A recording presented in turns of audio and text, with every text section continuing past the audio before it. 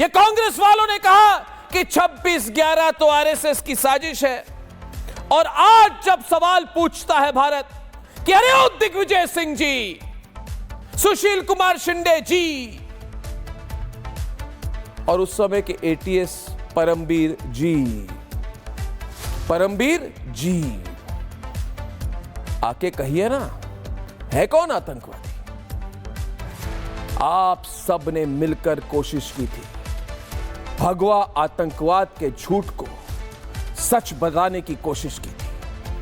और आज पूछता है भारत में, मैं अर्नब गोस्वामी एक ही सवाल पूछ रहा हूं, क्या यह सच है कि नहीं है कि उस समय के एटीएस के कई अफसर, नाम तो इनका आप जानते ही हैं, इन्होंने चश्मदीद गवाह जो नहीं थे उन्होंने कहा कि ये चश्मदीद गवाह हैं, उनको टॉर्चर किया,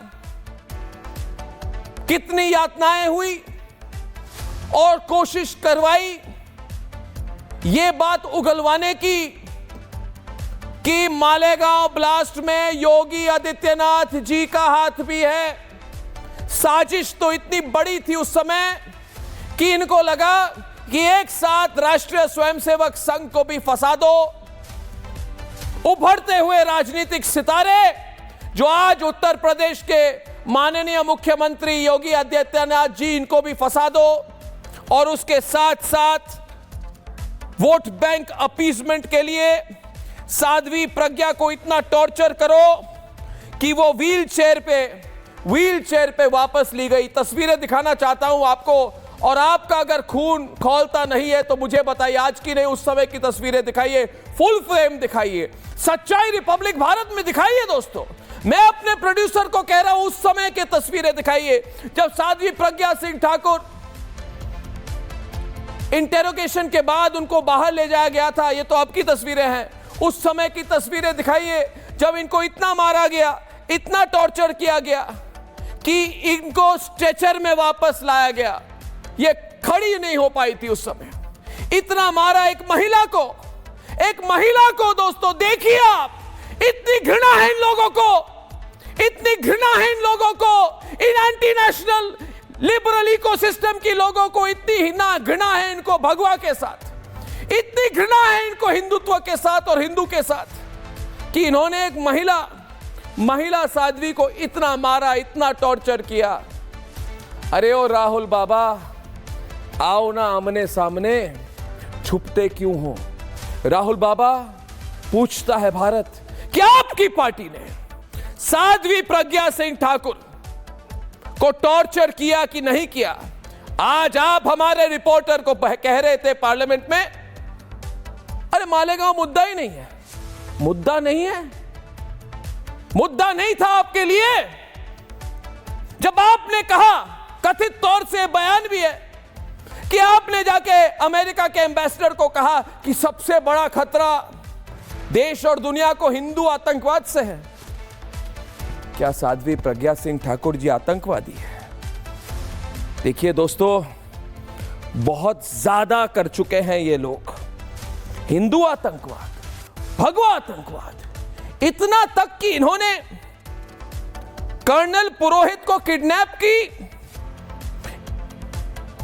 इनको एक चार्टर्ड प्लेन में उठा के एक जगह ले गए, इनको टॉर्चर किया, इनको मारा, 1 दशक तक इनको जेल में रखा, यही प्रूव करने के लिए कि भगवा आतंकवाद, हिंदू आतंकवाद और फौजी आतंकवाद जैसी कोई चीज है।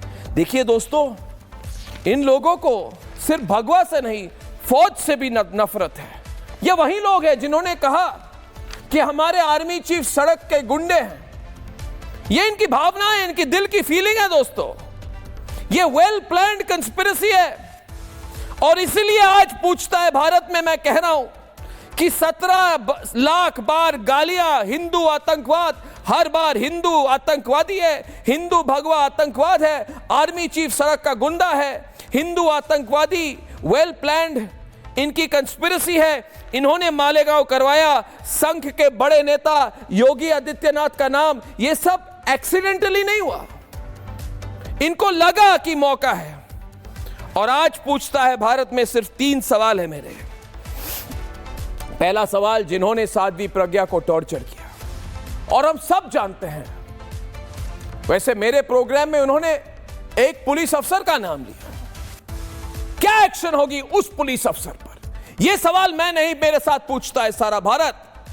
और दूसरा सवाल मेरा यह है कि जिन्होंने यह साजिश रची, आज वो भाग क्यों रहे? और तीसरा सवाल यह है कि चिदंबरम जी, राहुल जी,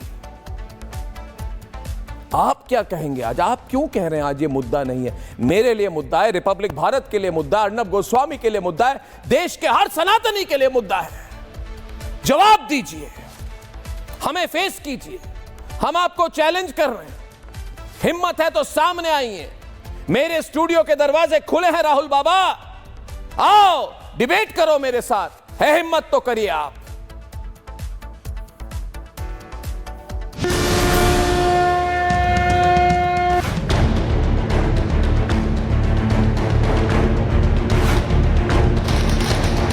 सनातन धर्म की। महाराष्ट्र के मालेगांव में 29 सितंबर 2008 को हुए धमाके के सभी 7 आरोपियों को एनआईए की स्पेशल कोर्ट ने बरी कर दिया। अदालत ने साफ कर दिया कि आरोपियों के खिलाफ कोई पुख्ता सबूत नहीं है। मिलावटी सबूत पेश किए गए, सबूतों के साथ छेड़छाड़ हुई। एटीएस और एनआईए की चार्जशीट में बहुत फर्क था। एक कोर्ट ने सभी आरोपियों को निर्दोष मुक्त कर दिया कि 17 साल के संघर्ष के बाद ये बात साबित हुआ कि भगवा आतंकवाद नाम की कोई चीज नहीं है। एनआईए की स्पेशल कोर्ट ने न सिर्फ मालेगांव ब्लास्ट के आरोपियों को बाइज्जत बरी किया, बल्कि तत्कालीन यूपीए सरकार के झूठ का पर्दाफाश कर दिया। सिर्फ साध्वी प्रज्ञा ठाकुर और कर्नल प्रसाद पुरोहित समेत 7 आरोपी दोषमुक्त नहीं हुए, बल्कि भगवा आतंकवाद की थ्योरी गढ़ने वालों का मुंह काला हो गया। कांग्रेस के भगवा आतंकवाद की थ्योरी फ्लॉप हो गई। कांग्रेस के तुष्टीकरण की हवा निकल गई। मुस्लिम वोट बैंक के लिए फैलाया गया भ्रमजाल टूट गया और एंटी हिंदू टूल किट पूरी तरह एक्सपोज हो गई। कांग्रेस पार्टी ने एक झूठा षड्यंत्र किया भगवा आतंकवाद का, और इसको बोलना शुरू किया और हर केस पे फंसाने की कोशिश शुरू की। कई जिंदगियां बर्बाद हो गई। यही आरोप लगा के अपोजिशन ने, यही कांग्रेस ने लगा के आज बर्बाद किया। उन सारे परिवारों को शुभकामनाएं, लेकिन आज वो सब रो रहे होंगे। भगवा आतंकवाद का फेक नैरेटिव गढ़ने वाली कांग्रेस आज मुंह छिपाती दिखी। राहुल गांधी ने मालेगांव ब्लास्ट मामले में आए फैसले पर चुप्पी साध ली। Look, please don't, sister, please don't try and digress the issue. वहीं भगवा आतंकवाद की फेक थ्योरी गढ़ने और उसका प्रचार प्रसार करने वाली कांग्रेस आज यू टर्न मारते दिखी। बीजेपी तो ये कहती रही है सर कि हिंदू टेरर का जो शब्द था वो कांग्रेस ने दिया था। बिल्कुल गलत कहते हैं, बिल्कुल गलत कहते हैं। लेफ्ट लिबरल इकोसिस्टम बेनकाब हो चुका है। भगवा आतंकवाद मिथक साबित हो चुका है। आज आरोपी दोषमुक्त हैं और कांग्रेस सवालों के घेरे में। सवाल ये कि हिंदुओं को बदनाम करने की कोशिश क्यों की? सेना को आतंकवाद के जाल में घसीटने की कोशिश क्यों हुई? आतंकवाद को भगवा से जोड़ने की कोशिश क्यों की गई? साध्वी प्रज्ञा और प्रसाद पुरोहित का गुनहगार कौन है? और सबसे बड़ा सवाल ये कि आरोपियों की जिंदगी तबाह करने का जिम्मेदार कौन है?